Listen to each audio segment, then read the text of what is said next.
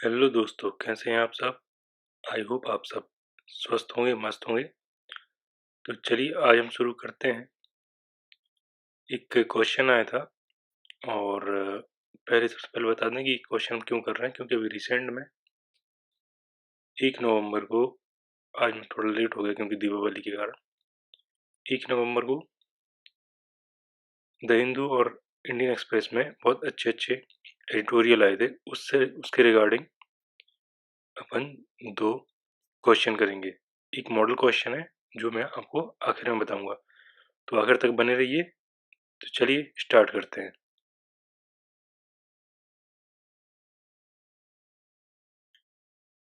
पहला क्वेश्चन है वो जॉबलेस ग्रोथ के रिगार्डिंग है। तो ये 2014 में जीएस पेपर 3 में एक क्वेश्चन आया था कि जिस समय हम भारत के जनसांख्यिकीय लाभांश को शान से प्रदर्शित करते हैं, उस समय हम रोजगार योग्यता की पतनशील दरों को नज़रअंदाज कर देते हैं। क्या हम ऐसा करने में कोई चूक कर रहे हैं? भारत को जिन जॉबों की बेसब्री से दरकार है, वे जॉब कहाँ से आएंगे, स्पष्ट कीजिए। ये क्वेश्चन जो है 200 शब्दों में लिखना है। 12.5 अंकों का आया था। तो चलिए इसके बारे में लिखेंगे। तो सबसे पहले हम बताएंगे कि जनसांख्यिकीय लाभांश क्या है, इंडिया के बारे में बताएंगे, और किस तरह से जॉबलेस ग्रोथ हो रही है उसके बारे में बताएंगे। तो लिखने की शुरुआत कैसे करते हैं। तो हमने सबसे पहले क्या लिखा है कि भारत एक युवा देश है। युवा देश क्यों है? क्योंकि 2011 की जनगणना के अनुसार इसकी कुल आबादी का 65% हिस्सा 35 वर्ष से कम आयु की जनसंख्या इसमें निवास करती है। इन लोगों पर देश के आर्थिक विकास की जिम्मेदारी है।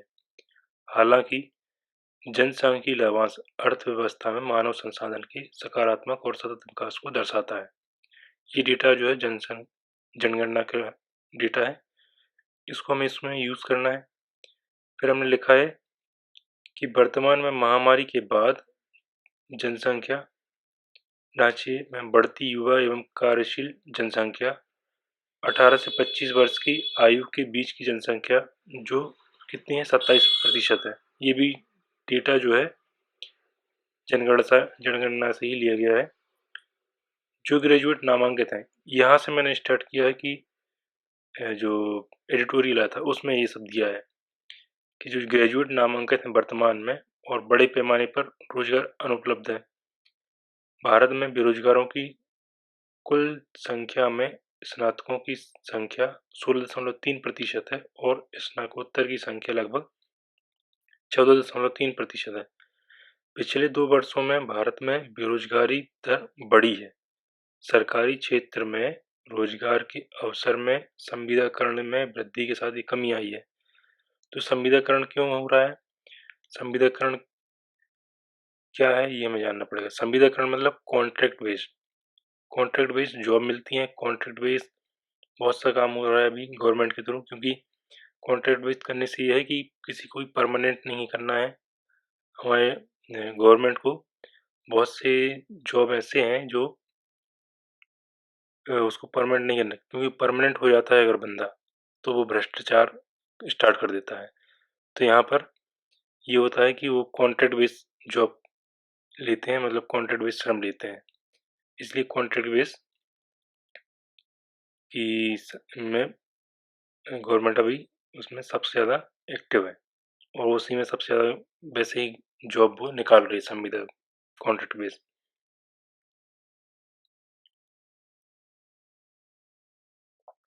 कमी का एक बहुत बड़ा कारण ये भी है क्योंकि हमारे यहाँ जो एजुकेशन है वो और अभी की जो रिक्वायरमेंट है इंडस्ट्रीज के लिए और जॉब के लिए वो एकदम बिल्कुल अलग अलग है। एक प्रकार से समझ लो कि वो रेल की पटरी की तरह है जो कभी मेल नहीं खा रही है।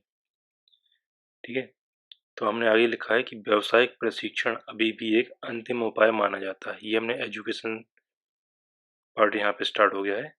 आईटीआई जैसे प्रशिक्षण संस्थानों का उपयोग कम किया जाता है। गुणवत्तापूर्ण व्यावसायिक प्रशिक्षण संस्थानों को वांछित संख्या की अनुपलब्धता के कारण उपलब्ध कौशल औद्योगिक ज़रूरतों से मेल नहीं खाते हैं, जिससे पिछले वर्षों में सृजित नौकरियों की संख्या और वास्तविक नौकरियों की संख्या में खासा अंतर देखा जा सकता है। उपयुक्त कारणों की वजह से ही भारत में महामारी के बाद धीमी गति से आर्थिक सुधार हो पा रहा है। इंडिया में जब तक आप इंडस्ट्री में ही आपको ट्रेन ना किया जाए, तब तक आप उस इंडस्ट्री के लायक नहीं रहते हैं, क्योंकि हमारी एजुकेशन या हमारे यहाँ जो ITIs हैं, उनका यूज़ बहुत कम होता है। मैं तो कहता हूँ कि मेरी तरफ से एक सुझाव है, और आपको अच्छा लगे तो बताना, कि जो इंडस्ट्री है और ITI है, इनको कोलैबोरेशन में काम करना चाहिए कि हमें इंडस्ट्री में किस तरह का प्रशिक्षण या किस तरह के श्रम की ज़रूरत है, उसको ही या उसी से रिलेटेड कोई कोर्स या उससे रिलेटेड ऐसी कोई पढ़ाई हो, ताकि जैसे ही वो ITI कोई व्यक्ति अगर क्वालिफाई करता है, अपना टेन्योर पूरा करता है, तो उसके हाथ में उस इंडस्ट्री से रिलेटेड डायरेक्ट उसके पास एक जॉब अपॉर्चुनिटी होगी। उसको डायरेक्ट कोर्स करने के बाद वो उस इंडस्ट्री में अपना श्रम दे सकता है। ठीक है, और इसलिए मैंने लिखा कि वांछित संख्या की, जैसे लिखा ना कि व्यावसायिक प्रशिक्षण संस्थानों की वांछित संख्या की अनुपलब्धता के कारण उपलब्ध कौशल औद्योगिक जरूरतों से मेल नहीं खाते हैं, क्योंकि उस तरह का कौशल ही नहीं है। ठीक है, आगे हमने लिखा है, विश्व में औद्योगिक क्षेत्रों में श्रम शक्ति में 4% कम होने की आशंका है। ये लाइन को मैंने एडिटोरियल से लिया है डायरेक्ट। वहीं भारत में महामारी के बाद भी श्रम उपलब्धता और लागत के मामलों में भारत को एक बड़ा संभावित लाभ है, क्योंकि महामारी के बाद बहुत से लोगों के पास जॉब नहीं है अब महामारी के बाद, लेकिन श्रम उपलब्धता बहुत है और लागत के मामले में भारत को एक बड़ा संभावित लाभ है। कैसा कि बहुत सारा FDI अगर इंडिया में आना चाहता है, तो भी उसके लिए एक बहुत बड़ा प्लेटफॉर्म है इन्वेस्टर्स के लिए इंडिया। कौशल विकास के लिए प्रधानमंत्री कौशल विकास योजना चल रही है, लेकिन ये कौशल विकास योजना के बारे में आपको बता दूं कि इससे रिलेटेड जितने भी प्रशिक्षण हुए हैं या कौशल विकास हुआ है, वो सिर्फ इसलिए हुआ है और इसलिए ही वो इंस्टीट्यूट ओपन हुए हैं, ताकि वो जितने भी मालिक हैं इंस्टीट्यूट के, उन्होंने सिर्फ पैसे कमाने के हिसाब से या पैसे कमाने के लिए ही वो कौशल विकास खोले, लेकिन वो क्या उतना कौशल उपलब्ध करा पाए या उतने लोगों को कौशल युक्त कर पाए, ये एक प्रश्न चिन्ह खड़ा करता है बहुत बड़ा, कि कौशल विकास योजना के तहत बहुत सारे इंस्टीट्यूट तो खुले हैं और उनसे सिर्फ क्या हो रहा है, खाना पूर्ति की जा रही है एक प्रकार से, कि हो रहे तो हो रहे, नहीं हो रहे तो कोई बात नहीं, और सिर्फ नामांकन बढ़ा रहा है अपना, और नामांकन बढ़ा के जो कागजी कार्रवाई होती है सिर्फ वो कर रहे हैं।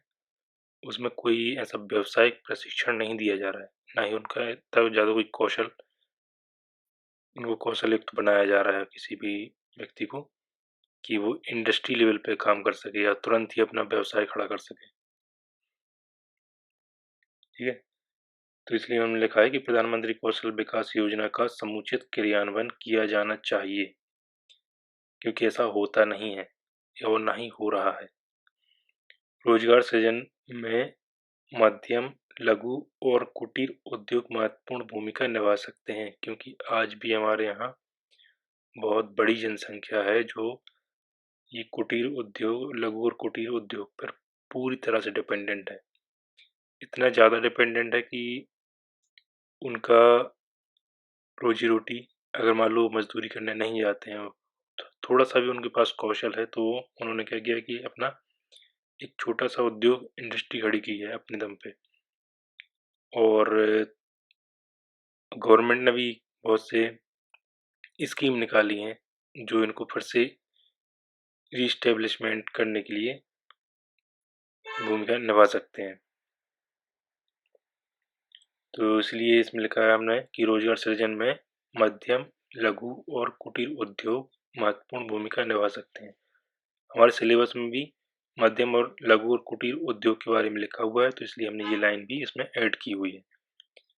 आगे हमने लिखा है कि आईटीआई की संख्या और उनकी गुणवत्ता में वृद्धि करना चाहिए। इनकी गुणवत्ता में वृद्धि मतलब कि जैसे मैंने आपको पहले बताया कि आईटीआई और इंडस्ट्री ये दोनों अगर कोलैबोरेशन में काम करने लगे तो इंडस्ट्री को जो रिक्वायरमेंट है वो आईटीआई वैसा ही कोई कोर्स अगर वो अपने आईटीआई इंस्टीट्यूट में पढ़ाने लगे तो एक बहुत बड़ी समस्या हल हो जाएगी। जो कौशल औद्योगिक ज़रूरतें हैं उनको बहुत अच्छी तरह से पूरा किया जा सकता है और कम समय में एक ही बार में पूरा किया जा सकता है। और जो भी आईटीआई हैं उनमें जो भी व्यक्ति उस कोर्स को करेगा तो उसके पास डायरेक्ट कोर्स कंप्लीट होते ही उसके हाथ में जॉब अपॉर्चुनिटी रहेगी,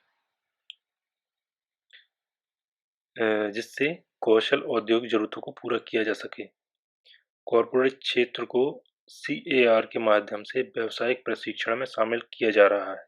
थोड़ा बहुत ये काम किया जा रहा है जो युवा पीढ़ी को उद्यमिता को बढ़ावा देगा। साथ ही सरकार द्वारा किए जा रहे निवेश से नौकरी के उत्पादन को बढ़ावा मिलेगा। हमारी गवर्नमेंट ने महामारी के बाद कई सारी स्टिमुलस पैकेज जारी किए इंडस्ट्री को बूस्ट करने के लिए। जो लघु और कुटीर उद्योग जिनके पास था जो किसी दिन महामारी के कारण या तो बंद हो गया है या फिर कुछ हो किसी भी तरह से इंडियन गवर्नमेंट अच्छा खासा निवेश कर रही है और कई सारे पैकेज भी जारी किए हैं, कई सारे लोन भी जनरेट किए हैं। उसके बाद जिससे क्या होगा कि जो नौकरियां जा चुकी हैं उनको फिर से ये उससे जो भी बेरोजगार हो गए उनको फिर से रोजगार की संभावना उपलब्ध हो जाए।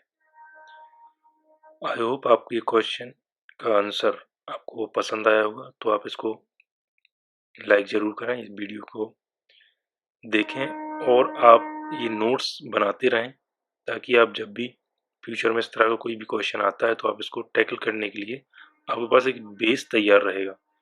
और अगर आपके पास इससे रिलेटेड कोई एक्स्ट्रा नॉलेज हो या एक्स्ट्रा जानकारी हो जो मुझे इसमें ऐड करनी चाहिए तो आप मुझे कमेंट में ज़रूर लिख के बताएं।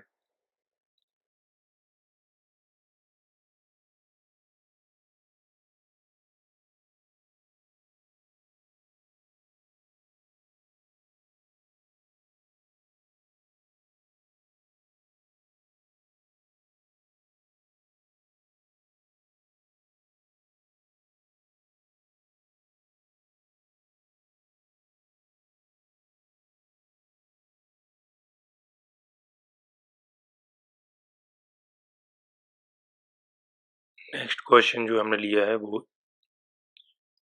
अभी क्योंकि स्कूल जो है फिर से स्टार्ट होने हैं, रीओपन हो गए हैं, तो बहुत से स्कूल में ऐसा है कि 50% जनसंख्या के साथ मतलब बच्चों को उसमें अलाउ किया गया है और उनको रीओपन किया गया है।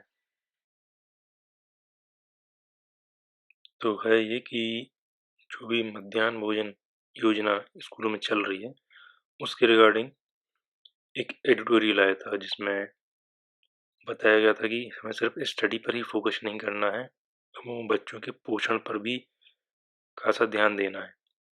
उसके रिगार्डिंग क्वेश्चन आया था, तो सेम क्वेश्चन को उस एडिटोरियल को तो उस एडिटोरियल में जो ये किस्सा था तो उसको अपन यूज़फुल अपने हिसाब से कैसे बनाएं, मतलब यूपीएससी के लिए वो किस तरह से रिलेवेंट है। तो उसके लिए हमने प्रीवियस ईयर का क्वेश्चन लिया है जो 2013 में आया था जीएस पेपर 2 में। क्या है कि मध्याह्न भोजन योजना की संकल्पना भारत में लगभग एक शताब्दी पुरानी है, जिसका प्रारंभ स्वतंत्रता पूर्व मद्रास प्रेसिडेंसी में किया गया था। पिछले 2 दशकों से अधिकांश राज्यों में इस योजना को पुनः प्रोत्साहित किया जा रहा है। इसके दोहरे उद्देश्य नवीनतम आदेश और सफलता का समालोचनात्मक परीक्षण करते हुए आज के परिप्रेक्ष्य में स्कूली छात्रों के पोषण एवं विकास पर चर्चा कीजिए। ये लाइन हमने उस एडिटोरियल से ही ली है कि आज के परिप्रेक्ष्य में स्कूली छात्रों के पोषण एवं विकास पर चर्चा कीजिए। तो इसमें हमें ये बताना है कि मिड डे मील योजना क्या है, कहाँ से स्टार्ट हुई और कितने राज्यों में ये प्रचलित हुई, कैसे ये उसके बाद इसमें हमें बताना है कि कैसे केंद्र सरकार ने इसमें अपनी भूमिका निभाई।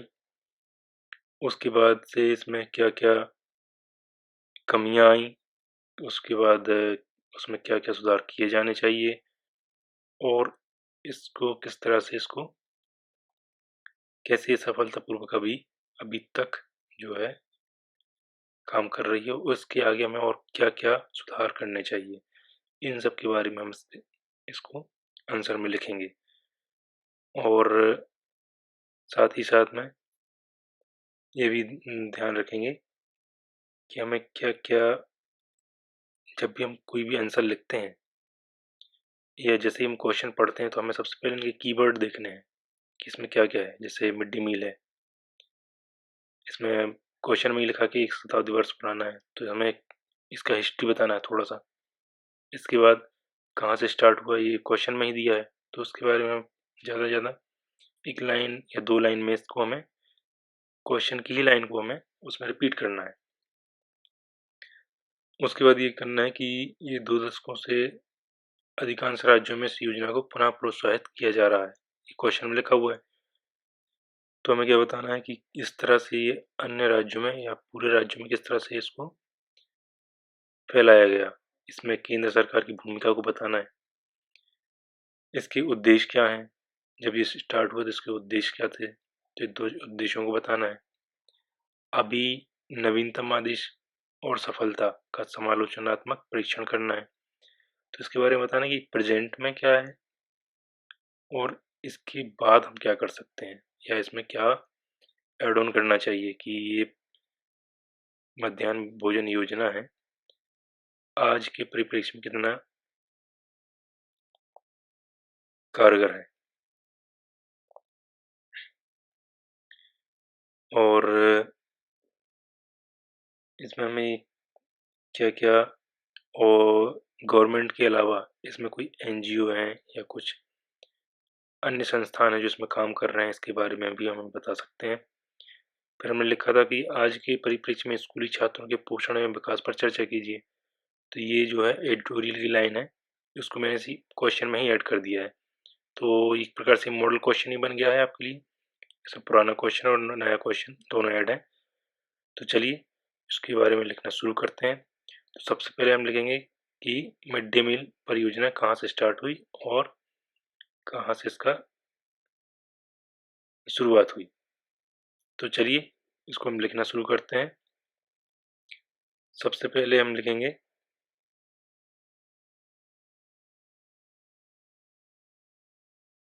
मध्याह्न भोजन की शुरुआत जो है भारत में 1925 में मद्रास प्रेसिडेंसी में लागू किया गया था। ये हमें क्वेश्चन की पहली लाइन से इसको हमें थोड़ा सा एलोबरेट करना था, इसके बारे में बताना था। पिछले 2 दशकों में अधिकांश राज्यों द्वारा अपनाया गया, उसके बाद जो हमें क्वेश्चन में लिखा हुआ है डायरेक्ट डायरेक्ट, परंतु 15 अगस्त 1995 में मिड डे मील योजना को केंद्र द्वारा प्रायोजित योजना के रूप में प्रारंभ करके सभी राज्यों में लागू कर दिया गया। इसमें हमें केंद्र की भूमिका बतानी है, सिर्फ केंद्र की भूमिका ही नहीं बतानी है, हमें इसमें ये भी बताना है कि स्टेट गवर्नमेंट, बहुत सी ऐसी स्टेट गवर्नमेंट थी जो उस समय इस योजना को अपने अपने स्टेट में भी लागू कर चुकी थी,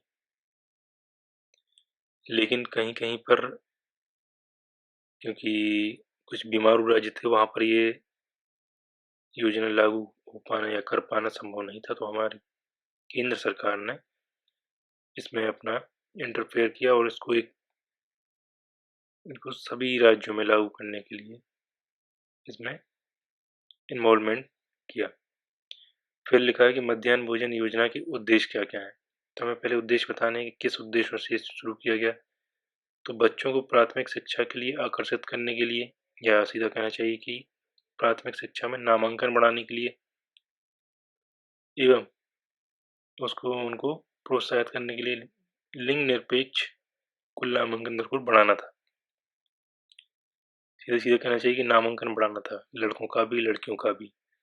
सेकंड है इसमें गरीब एवं निर्धन परिवारों के बच्चों की स्वास्थ्य पोषाहार उपलब्ध को भोजन उपलब्ध कराना, जिससे बालकों में कुपोषण एवं अल्प पोषण जैसी समस्या से निपटा जा सके। क्योंकि हमारे यहाँ बहुत सारे, एक बहुत बड़ा तबका जो है, जो बीपीएल, एक गरीबी रेखा के नीचे जो अपना जीवन यापन करता है, वो दैनिक वेतन या मजदूरी करके अपना गुजर बसर कर रहा है। तो उनके बच्चे किस तरह से स्वस्थ रहेंगे, किस तरह से उनको भोजन मिल पाएगा।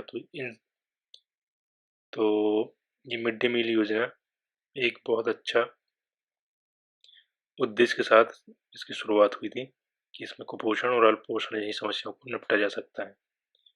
अभी हमें बतानी है कि इसमें करंट में क्या है, नवीनतम पहलें क्या चल रही हैं, क्योंकि अभी फिर से स्कूल रीओपन हुए हैं, तो इसमें हमें क्या क्या ध्यान देना है। तो हमने पहले लिखा है कि मध्याह्न भोजन योजना को खाद्य सुरक्षा से संबंध करना चाहिए। हमारे यहाँ जो फूड सिक्योरिटी का काम चल रहा है, उसको हमें मिड डे मील योजना के साथ कोलेबोरेशन करना चाहिए, ताकि इसमें जो भी शॉर्टेज होती है, क्योंकि कहीं कई कई जगह ऐसा देखा गया है कि वहाँ पे मध्याह्न भोजन के लिए जो राशन आवंटन होता है वो वहाँ पर पहुँचता ही नहीं है। तो इसलिए हमें पहले ये लिखा है, ये हमने एडिटोरियल से लिया है सीधा सीधा, कि मध्याह्न भोजन योजना को खाद्य सुरक्षा से संबंध करना चाहिए, भोजन की गुणवत्ता पर ध्यान केंद्रित करना चाहिए। तो भोजन की क्वालिटी कहीं कहीं पर बहुत ही घटिया होती है। ऐसा भी देखा गया है कि कई बार स्कूल में बच्चे खाने छोड़ ही देते हैं, क्योंकि उसकी बहुत घटिया क्वालिटी का होता है, क्योंकि भ्रष्टाचार का शिकार हो जाता है मिड डे मील योजना कभी कभी।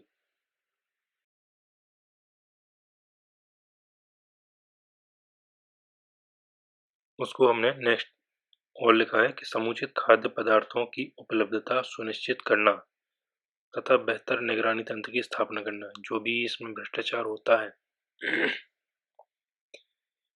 अनाज का या जो भी राशन मिलता है उसका, भ्रष्टाचारियों के द्वारा उसका खपत हो जाता है।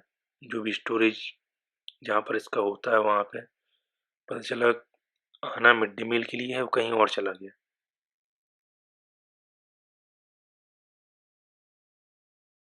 तो इसकी निगरानी के लिए भी हमें एक बहुत बड़ा एक निगरानी तंत्र की जरूरत पड़ेगी, ताकि वो इन ऐसे हो रहे भ्रष्टाचारों को रोक सकें या कम कर सकें, ताकि खाद्य पदार्थों की उपलब्धता समय पर हो और सुनिश्चित की जा सके।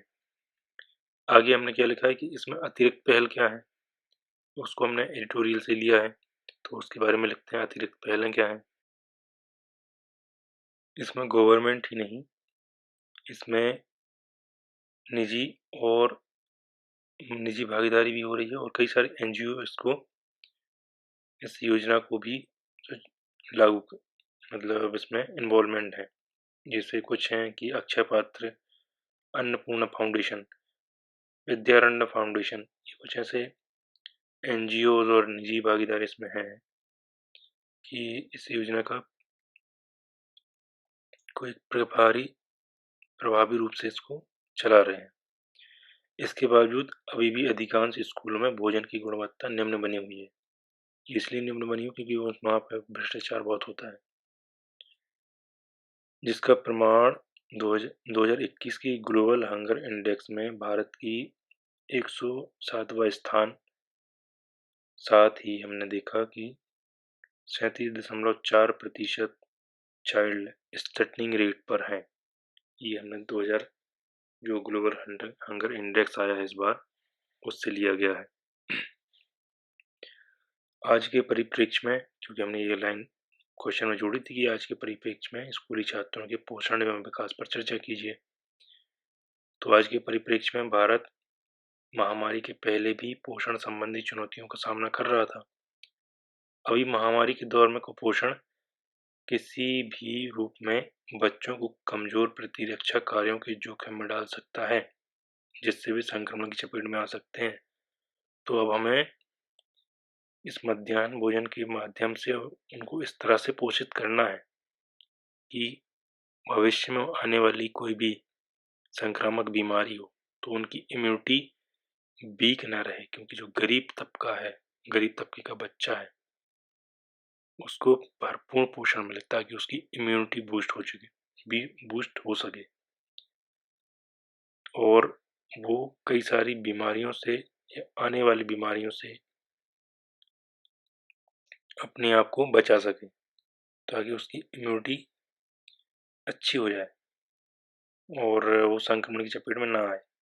राज्य एवं केंद्र सरकार के अथक प्रयासों से महामारी के बाद स्कूलों को फिर से खोला गया है, जिसमें अभी प्रेजेंट में 50% बच्चों के साथ ये स्कूल खोला गया है कि 50% सुबह की शिफ्ट में आएंगे, 50% बच्चे दोपहर की शिफ्ट में आएंगे। और नामांकन में वृद्धि भी हुई है तथा बच्चों को मध्याह्न भोजन के साथ साथ पीएम पोषण के तहत एक और स्कीम चल रही है, पीएम पोषण, जो महामारी के बाद शुरू हुई, के तहत नए अवतार में बच्चों के हीमोग्लोबिन के स्तर की निगरानी की जाएगी।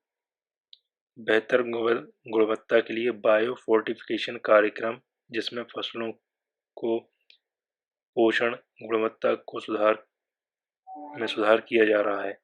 बायो फोर्टिफिकेशन के बारे में 2019 में या 20 में इसमें प्रीलिम्स में क्वेश्चन आया था, तो इस बायो फोर्टिफिकेशन के बारे में आप जरूर पढ़ लें और बायो फोर्टिफिकेशन के कार्यक्रम क्या क्या चल रहे हैं उसके बारे में आप उसको गूगल करके आप देख सकते हैं और चाहे तो यहाँ पर लिख भी सकते हैं। ठीक है,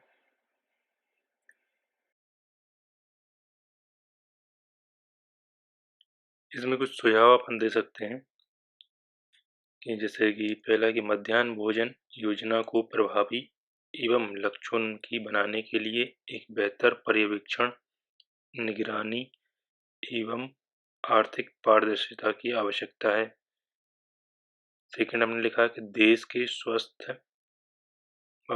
भविष्य के लिए नई पीढ़ी के स्वास्थ्य को प्राथमिकता देनी होगी। साथ ही बच्चों को जीवन शैली के रूप में पोषण सिखाया भी जाना चाहिए। हमें सिर्फ इतना नहीं करना कि ए फॉर एप्पल और आ का मतलब अनार, उसके बारे में उसको ये बताना भी है कि एप्पल, सेब और अनार खाने से उसकी सेहत पर क्या प्रभाव पड़ता है या क्या उसको न्यूट्रिशन मिलते हैं, इसके बारे में उसको पता होना चाहिए। तो इसके बारे में बताना है। सामाजिक अंकेक्षण एवं सार्वजनिक निजी भागीदारी को और बढ़ावा देने की आवश्यकता है। जो हमने अभी कुछ एनजीओ के नाम बताए थे, तो उनको सामने आके काम करने की और ज़्यादा ज़रूरत है, ताकि ये जो लूप होल्स हैं, ये भ्रष्टाचार हो रहा है, इसमें अंकुश लगाया जा सके। फिर हमने लिखा है कि लोकल फॉर वोकल की संकल्पना के साथ स्थानीय कृषकों को बायो फोर्टिफिकेशन तकनीक अपनाने के लिए हर संभव मदद की आवश्यकता है, क्योंकि अभी बहुत से किसान बायो फोर्टिफिकेशन करना ही नहीं चाहते हैं और यहाँ के किसान बायो फोर्टिफिकेशन जानते भी नहीं है कि होता क्या है। तो जब से गवर्नमेंट ने इसको बताया है, तब से बहुत कम कृषक जो हैं वो बायो फोर्टिफिकेशन कर रहे हैं, क्योंकि आज भी बहुत सारे किसान परंपरागत खेती ही करते आ रहे हैं। उनको तकनीक के बारे में या किसी भी तरह की कोई नई टेक्नोलॉजी आती है तो डायरेक्ट उसको अप्लाई करने से कतराते हैं। नेक्स्ट हमने लिखा है कि पोषण को ध्यान में रखते हुए 6 माही जन जागरूकता अभियान या संगोष्ठी की जानी चाहिए, ताकि जन समूह पोषण की महत्ता से अवगत हो सके। ये बहुत अच्छा कदम है कि हमें अवेयरनेस बढ़ानी चाहिए मिड डे मील सिर्फ मिड डे मील के लिए ही नहीं, न्यूट्रिशनल। आई होप आपको ये आंसर पसंद आया होगा, तो आप इसको कमेंट में ज़रूर बताएं कैसा लगा। इसको लाइक करिए, शेयर कीजिए और इसके नोट्स बनाते चलिए, ताकि आपके पास एक नोट्स रहेगा, आपके पास आंसर रहेंगे। तो जब भी आप कभी मेंस देंगे या कहीं पर आप जब भी मेंस लिखेंगे, तो आपके पास एक मॉडल क्वेश्चन आपके पास रेडी रहेगा, ताकि आपको सिर्फ इसमें कुछ नई चीज़ें ऐड करके आप इसमें इसकी गुणवत्ता को और आप इसमें ऐड कर सकते हैं, साथ ही इसमें अच्छे नंबर ला सकते हैं। एक मॉडल क्वेश्चन है, इसके बारे में हम आपको बताते हैं। मॉडल क्वेश्चन क्या है?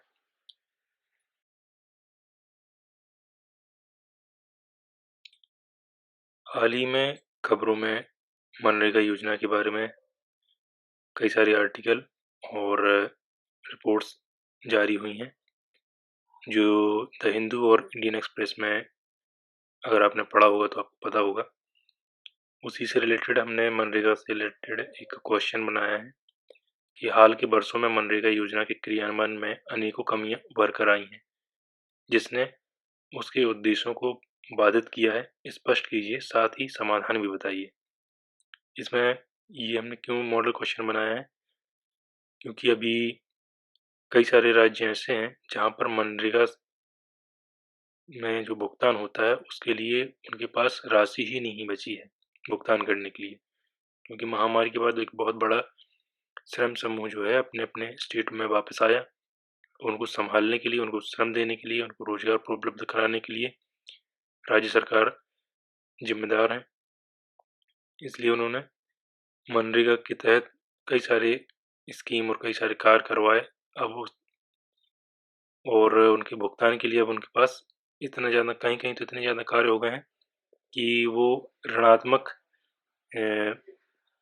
राशि में पहुंच गए हैं। मतलब उनके पास उन्हें अपना ही जो उनके पास कोष होता है उससे पैसा उनको आवंटित किया है, और कहीं कहीं पर तो ये पूरी तरह से ख़त्म भी हो चुका है। तो इसका हम आंसर लिखना शुरू करते हैं और उसमें कमियां और इसमें क्या क्या इसके उद्देश्य थे उसके बारे में लिखेंगे। तो चलिए लिखना शुरू करते हैं। मैंने बताया कि Mahatma Gandhi national rural employment guarantee act के 2005 के तहत इसको बनाया गया। मनरेगा योजना के तहत एक वर्ष में न्यूनतम मजदूरी पर 100 दिन का रोजगार की गारंटी उपलब्ध कराना है और लाखों ग्रामीण ग्रामीण परिवारों को जीवन दान देने के लिए इसको शुरू किया गया था। पिछले 2 वर्षों में महामारी के चलते एक बहुत बड़ा श्रम समूह जो पहले अन्य जगहों पर श्रम देकर पैसे कमाते थे, को रोजगार को छोड़कर वापस आना पड़ा या प्रवासन के लिए मजबूर हो गए थे, जिससे कई आर्थिक गतिविधियां रुक गई थीं। एक बहुत बड़े श्रम समूह को मनरेगा योजना के तहत रोजगार उपलब्ध किया गया, जिससे वह महामारी तथा आर्थिक मंदी के दौर में अपने आप को जीवित रख सकें। तो ये जैसा हमने आपको अभी डिस्कस किया कि किस तरह से हमने जिस तरह से क्वेश्चन आया है, जिस तरह से अभी न्यूज़ में ये सब चल रहे हैं कि कहीं से बहुत सी जगहों पर, बहुत से स्टेट में मनरेगा के तहत बहुत बड़े जनसमूह को एक प्रकार से कहना चाहिए संभाला गया, मनरेगा ने उसको संभाल लिया।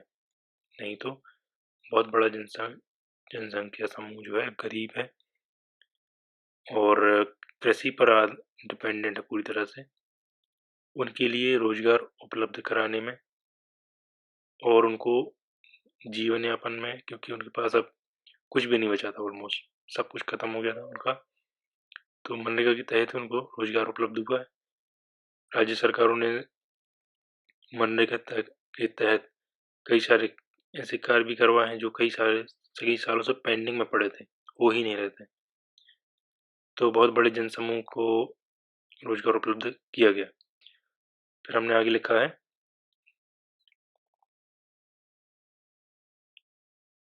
महामारी के चलते बड़े श्रम समुदाय को मनरेगा योजना के तहत रोजगार उपलब्ध करवाया, जिसको भुगतान करने के लिए कई राज्यों के पास पैसों की भारी कमी देखी गई, या उनके आवंटन में, या आवंटन ही नहीं हो पा रहा है सीधा सीधा कहें तो, जिसे मैनेजमेंट इंफॉर्मेशन सिस्टम के डेटा का उपयोग करके people's action for employment guarantee तथा लिपटेक इंडिया की रिपोर्ट से ये बात सामने आई। साथ ही मनरेगा के क्रियान्वयन में होने वाली कई कमियों को भी उजागर किया जो इस योजना को उद्देश्यों को बाधित कर रहा है। तो ये जो मैंने आपको रिपोर्ट के बारे में बताया इसको आप जरूर से जरूर मेंशन करें ताकि मनरेगा से रिलेटेड अगर कोई भी क्वेश्चन आता है इन फ्यूचर तो इस डेटा को आप उसमें इन्वॉल्व कर सकते हैं। एक बार मैं फिर से बता देता हूँ कि क्या है वो कि मैनेजमेंट इंफॉर्मेशन सिस्टम का डेटा जो इंडियन गवर्नमेंट का सिस्टम है को people's action for employment guarantee एवं लिपटेक इंडिया की रिपोर्ट जो किससे तैयार हुई है, मैनेजमेंट इंफॉर्मेशन सिस्टम के डेटा से तैयार की गई है। किसके रिगार्डिंग, मनरेगा के क्रियान्वयन में होने वाली कमियों के रिगार्डिंग। उसमें उन्होंने कई सारी कमियां बताई। इस योजना के उद्देश्य क्या है, तो उनको किस तरह से इन कमियों ने प्रभावित किया है इसके बारे में उस रिपोर्ट में बहुत अच्छे से बताया गया है। तो ये जो लाइन मैंने लिखी है ये हमने एडिटोरियल के अनुसार लिखी हैं। तो चलिए आगे लिखते हैं कि किस तरह से इसके उद्देश्यों को बाधित कर रहे हैं।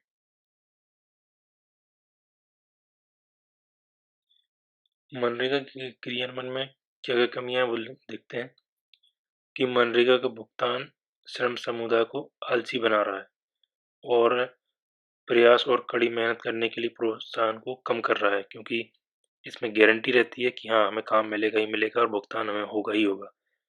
तो जो श्रम समुदाय है वो आलसी हो गया है और मेहनत नहीं करना चाहता, सीधी सीधी बात, क्योंकि जॉब कार्ड बने हुए हैं तो उसमें ऐसा है कि अगर आपके पास जॉब नहीं है तो आपको वेतन भत्ता मिलता है। सेकंड है आर्थिक उछाल के दौरान मनरेगा के तहत नौकरी की मांग कम होने की बजाय मांग बढ़ गई है। जिस तरह से गवर्नमेंट की तरफ से कई सारे पैकेज आर्थिक सहायता उपलब्ध कराई जा रही है, इससे हुआ ये है कि नौकरी की मांग कम हो जानी चाहिए थी। मतलब जो पहले जहाँ जहाँ काम कर रहा था वो वहाँ पे नहीं गया, अब वो क्या कर रहे हैं कि वो जहाँ पर अपने स्टेट में ही रह के अब वो मनरेगा पर ही डिपेंडेंट हुआ है, क्योंकि वहाँ पे गारंटी है कि अगर कहीं जॉब नहीं मिली या किसी किसी तरह की फिर से कोई आपदा आ गई तो मनरेगा के तहत उनको जॉब दिया जाएगा। अगर जॉब नहीं मिलता है तो उनको वेतन भत्ता मिलेगा ही मिलेगा। इससे क्या हुआ कि उसकी मांग में कमी नहीं आई। उसमें क्या हुआ कि मनरेगा में जॉब या जॉब कार्ड बनने और ज़्यादा स्टार्ट हो गए और ज़्यादा मांग बढ़ने लगी मनरेगा के तहत रोजगार की। नेक्स्ट लिखा है कि मांग बढ़ने से भुगतान में इजाफा हुआ है जिससे राज्य सरकारों के पास आवंटन राशि में भारी कमियां देखी गई है। नेक्स्ट लिखा है कि कई राज्यों में जाति आधारित भुगतान में देरी को देखा गया है। अगर SC ST कम्युनिटी यहाँ पर इसमें इन्वॉल्व है, कि जिसमें बताया गया है कि अगर वो मान लो निचले जाति का इंसान है या निचले जाति का कोई परिवार है तो उसका भुगतान रोक दिया जाता है या उसको भुगतान किया नहीं जाता है, या अगर किया भी जाता है तो बहुत लेट किया जाता है। इस तरह की समस्याओं का भी देखा गया है जो इस रिपोर्ट में बताया गया है। और मनरेगा का जमकर राजनीतिकरण किया जा रहा है इसकी वजह से। तो इसमें समाधान क्या दे सकते हैं अपन कि भुगतान में देरी नहीं करनी चाहिए, राज्यों को जाति आधारित भुगतान में देरी से बचना चाहिए और वहाँ के जो सरकारी तंत्र है उसको इन सब चीज़ों पर निगरानी या नकेल कसनी चाहिए। राजनीतिकरण से मनरेगा को बचाना चाहिए क्योंकि महामारी के बाद आर्थिक सुधार में महत्वपूर्ण भूमिका इसने निभाई है। अगर आपको ये वीडियो पसंद आया हो, ये तीनों क्वेश्चन आप एक बार जरूर फिर से देखें। अगर कुछ भी आपको सुझाव देना हो तो आप मुझे कमेंट में ज़रूर बताएं और इस चैनल को सब्सक्राइब करें। अगर पसंद आए तो पसंद करें, लाइक बटन पर क्लिक करें और सब्सक्राइब जरूर करें। Thank you.